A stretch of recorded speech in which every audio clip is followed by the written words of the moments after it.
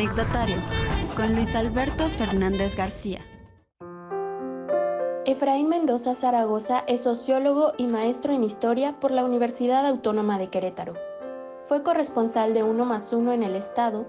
Entre 1990 y 1998 fundó y dirigió el semanario El Nuevo Amanecer. Actualmente coordina el Consejo Editorial de Tribuna de Querétaro. Desde la década de 1980 es docente universitario y formador de decenas de periodistas queretanos. Fue director de comunicación y medios en la UAC. Con él comenzó el proyecto de televisión abierta de la universidad y actualmente es coordinador del área de humanidades. Hola, ¿qué tal? Bienvenidos, bienvenidas a este anecdotario de TV UAC. Hoy recibimos a alguien de casa, así es que no es bienvenida sino saludo. Efraín Mendoza Zaragoza, ¿cómo estás? Muy bien, Luis, muchas gracias. No sé qué tenga que decir, pero estamos en el cielo de las campanas, así es que acepto cualquier fusilamiento. Órale, pues, tenemos curiosidad de tu vida. Efraín es periodista, sociólogo, historiador, ha sido funcionario electoral, pues es en parte promotor de este espacio en el que estamos, también fue director de medios de la universidad. Pero empecemos por el principio, Efraín. Quizá tu primer oficio es el de periodista, primero en el tiempo al menos. ¿Es correcto?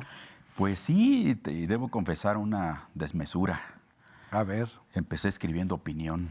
Ah, bueno. Comprenderás la imprudencia porque eso fue cuando tenía 20 años. No, pues está bien. En un periódico del estado de Guerrero. Que es tu estado natal. Sí, aunque el periódico es de la Tierra Caliente, de Teloloapan. Y también en el periódico Noticias, de aquí de la ciudad de Querétaro. ¿Ya vivías acá? En 78 fue que dejamos el sur. Venimos a esta ciudad que también nos ha tratado como familia y a título personal, por supuesto, que solo puedo hablar bien de lo bien que hemos sido tratados en todos sentidos. Es acogedor Querétaro. Sí. Y en lo personal me tocó verlo transformarse, porque en los años 70, pues todavía ya parece uno viejito. Sí, pues todavía vivía un poco, ¿verdad? Vivía uno en una ciudad provinciana, justo en la época en que estaba disparándose el crecimiento demográfico, una industria boyante, buenos sueldos, muy atractiva para cualquier trabajador. Y en mi caso, pues inmediatamente encontré espacios laborales, desde un empleo de herrero, desde empleado de una ferretería, empleado en una planta industrial, en fertilizantes mexicanos, todavía siendo menor de edad, ¿sí? 7 años, en una empresa pues muy próspera, de esas paraestatales que el gobierno federal tenía en la época. Que tenía de todo, ¿verdad? Tenía de todo, hasta bicicletas, hasta cines. Sí. Y esta empresa que está aquí en la carretera Tlacote, que todavía existe ya con otra denominación, pues fue un espacio en todos sentidos muy benévolo y al que le tengo mucha gratitud. No he vuelto a entrar a esa planta. A la de fertilizantes. A la de Fertimex, pero sí fue un espacio laboral que me trató muy bien. Pude, estando ahí, pues terminar la preparatoria que había dejado inconclusa en Guerrero. Correcto. Y ahí tu trabajo periodístico empieza poquito después. Fue simultáneo. Fue simultáneo. Cuando estaba allí, era ya corresponsal del diario Uno más Uno. Ya no estaba en sus mejores momentos cuando me tocó atender la corresponsalía, pero sí, era un gran referente, un gran referente del nuevo periodismo que vimos prosperar a partir del golpe Excelsior en 76 y que, pues, otros enfoques, otro espacio a la imagen, un aire distinto que permitía pues, tener expectativas en que la prensa tenía un papel relevante para la democratización del país y para también como un espejo de la sociedad mexicana. Una prensa, bueno, en un medio nacional, en lo local no había tanta variedad, ¿verdad? Fíjate que en esa época ya existían 2 diarios. Sí. Que entre 1973, que es cuando se funda Noticias, y prácticamente el comienzo del año 2000, ya de este siglo XXI, fueron los únicos los 2 diarios amos y señores. La radio no tenía no había incursionado en el periodismo. Había por ahí hacia mediados de los 80s un noticiario que producían en la Oficina de Comunicación Social del Gobierno del Estado, pero era para lo que en aquella época pues eran las escasas estaciones de radio, de tal manera que pues no era propiamente periodismo lo que. Y aunque ya existía Radio Universidad, no había entrado al tema de los noticieros. No habías llegado tú con Magazine. En el año 2000 fue eso, sí. Exacto. Entonces, bueno, en cuanto a prensa impresa, efectivamente tuvimos un duopolio, sí, porque eran 2 periódicos todavía existentes, pero que funcionaban de manera articulada. Sí. Es decir, llamarle duopolio no es solamente porque fueran 2, era un monopolio de 2, sí, que cerraban toda posibilidad de que se abrieran las posibilidades a un tercero. Sí. Toda la década de los 80 está sembrada de difuntos, de proyectos fallidos. Eran muy agresivos con cualquier alternativa, ¿verdad? En lo personal me tocó escuchar a don Luis Roberto Amieva, que era el director del Diario de Querétaro por muchos años, y dijo, ¿por qué vamos a permitir que venga un forastero a montarse sobre la estructura de distribución que nosotros levantamos? Sí. Que ni era tan preciso, porque las 2 asociaciones de voceadores que existían en la época las controlaba el PRI, ¿sí? Y también la Oficina de Comunicación Social. Claro. De tal manera que eran un hado sincronizado entre estas 4 instancias, y les cerraron las puertas a cualquier intento.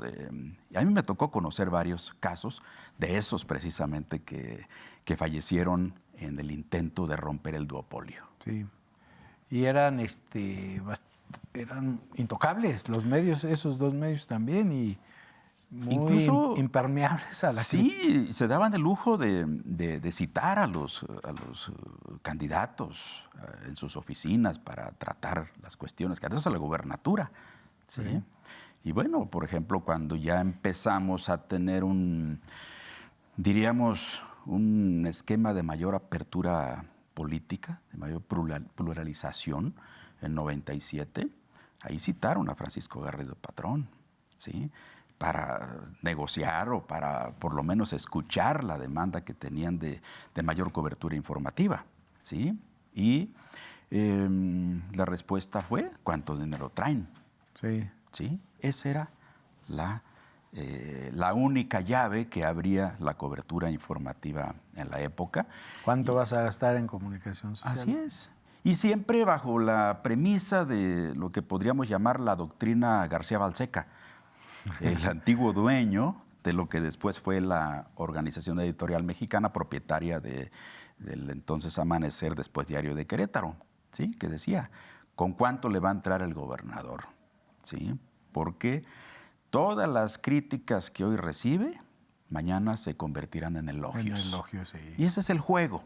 Te pago, me pagas y no te pego, o te pego para que me pagues. Sí. Esa es la dramática historia de nuestro periodismo. Entre paréntesis, siempre me ha llamado la atención que el gobernante de turno, me llamó mucho la atención en ese sexenio en particular, le dé mucho gusto que en el periódico, en los diarios, lo alaben. Pues sí. Sí, pues si tú lo pagaste, bueno, con dinero ajeno. Pero es un intercambio mercantil. Sí. Es un intercambio mercantil y que prevalece hasta la fecha. Mira, hace poco, el año pasado, el CUPI, el Espacio de Investigación Periodística, mostró por ahí un informe con cerca de 150 contratos de publicidad, ¿sí? No todos a los medios de comunicación, pero sí una gran mayoría, que revelan esta relación de patrocinio que se traduce en subordinación. Sí. ¿Sí? Y pues AMEDI, que es la Asociación Mexicana de Derecho a la Información, en 2012 hizo una visita a Querétaro y habló con los periodistas de todos los medios de comunicación, con responsables de comunicación social. Y hay una frase que sintetiza muy bien todo esto. Es más caro hacer un buen gobierno y sale más barato comprar a los medios. Sí. ¿Para qué? Aparezca que tenemos un buen gobierno. Ese es el gran drama. Ese es el gran drama y será más barato, pero tampoco es una bicoca lo que se gasta en publicidad, diría yo. Según el CUPI, lo que se gastó para el año pasado equivale a 5 veces lo que se destinó para la dependencia que atiende el tema de jóvenes. Sí. 5 veces el gasto de la que atiende el tema de mujeres. Se invierte $1 en la atención de los jóvenes, bueno, a través de la dependencia, y en el mismo momento $5 a los medios. Y esa es la prioridad. Sí, por eso, pero ¿por qué te ha de dar gusto que el espejito de la madrastra de Blancanieves te diga que eres el más bonito? Debería dar pena. Bueno, en fin. Ahora, esa situación, Efraín, que además estamos tocando un tema que les molesta mucho, son muy reactivos a las críticas, pero en fin, yo tengo malas experiencias al respecto. Esa situación supongo y te pregunto, ¿eso te inclinó a fundar un periódico en Querétaro? Pues mira, fue un pecadillo de juventud. Pero, a ver. Una aventura interesante porque en 85, si bien no formé parte de la estructura que impulsó La Voz de Querétaro, sí me tocó participar, ¿sí? Imagínate lo que tenía, la gran oferta que había en aquel momento. Era un diario que tenía como subdirector a Alfredo Botello Montes, entonces corresponsal del Heraldo. ¿Sí? Y entonces oposición. Entonces oposición, sí, porque toda la prensa escasa que había, pues era una prensa al servicio, subordinada al PRI y todo el esquema, pues que... ¿Era gobernador Mariano Palacios? Era gobernador todavía Rafael Camacho Guzmán. Rafael Camacho. Fue en el ínterin precisamente de la campaña. Y el gerente de este diario, Arturo Nava Bolaños, después senador de la República, padre del actual presidente municipal de Querétaro. Y del mismo grupo que Botello, ¿no? Así es. ¿Por qué? Porque el PAN entendía que si no tenía medios de comunicación, poco iba a tener la posibilidad de incrementar su caudal electoral. Y era lo único que había de alternativa. Y por ahí me tocó conocerlo. Después, el AM que llega en 88, a finales de 88, y que, tiene el récord de mayor duración de esos periódicos. Duró 1 año con unas 17 días. Ajá, sí, un año. Terminó su ciclo en 89. Y el grupo de reporteros que trabajábamos en el AM, nos organizamos para crear un semanario. ¿Sí? Tratamos de pelear nuestras liquidaciones y pedíamos, denos el cabezal, autorícenos a seguirnos llamando AM de Querétaro. ¿Sí? No fue posible. Bueno, nos fuimos al pleito legal, se ganó, no como uno quiere siempre, pero se ganó.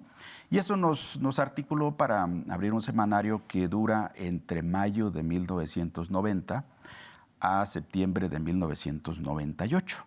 Todo un récord. Pues sí, y procurando que fuera un medio plural, alternativo. Me cuesta trabajo decirle independiente. ¿Por qué? Porque para poder sostener ese medio, hubo también que buscar alianzas. Y alianzas en particular las hicimos con movimientos sociales. De tal forma que llegó a haber momentos en que parte de la circulación del semanario era consumida por las organizaciones sociales. ¿Sí? Por ejemplo, los comerciantes ambulantes de la Alameda. Y había una dotación importante a cambio también de darles la cobertura a sus movilizaciones que eran muy frecuentes en la época. El Nuevo Amanecer. Eso es. Y tú fuiste el director de ese medio. Así es. ¿Y cómo te fue ante el panorama que acabas de describir? Mira, yo sostengo que la libertad de expresión es de quien la trabaja. Yo pienso que no hay que quejarnos, hay que demostrar que se puede. Y hubo que tener incluso, hubo momentos en que la propia Oficina de Comunicación Social nos ofreció pagar espacio y lo aceptamos, sí, por supuesto, ¿por qué no? Sí. Pero con algunas reglas. Por ejemplo, no desde el principio, pero sí ya más avanzado, adoptamos un recurso que a nivel nacional algunos medios adoptaban, que era poner en cursivas los titulares de los textos pagados, sí, las gacetillas. Y aclarábamos ahí, pues, de esa manera que eran textos, que era cobertura pagada. Porque esa es una práctica general. Y los medios de comunicación nos ofrecen como noticias publicidad. ¿Sí?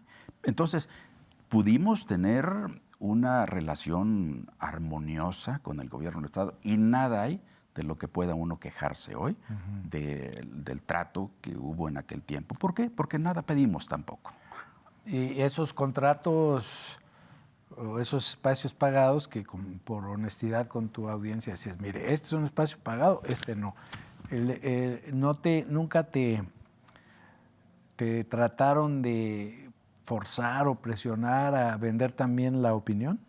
Mira... ¿O bien sabe el diablo a quién se le aparece? Sí, en realidad nunca tuvimos una oferta indecorosa, ¿para qué lo decimos? Sin embargo, por ejemplo, sí había voces que nos hacían llegar consejos no pedidos, ¿sí?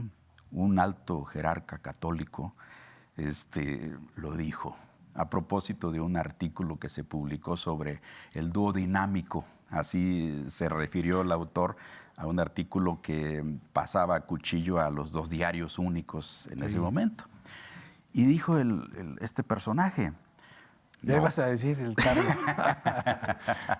Bueno, está bien. No se vale que ustedes quieran, porque esto era muy al principio, que ustedes quieran ganar audiencia atacando a los otros. Le dije, mire, señor obispo, ya dije que... yo no te presioné. Yo sostengo que los dos diarios son copartícipes del atraso y del analfabetismo político en que se encuentra el Estado de Querétaro. Son parte del andamiaje institucional, constituyen el aparato mediático. Entonces, ¿por qué no habría también que pasarlos al análisis?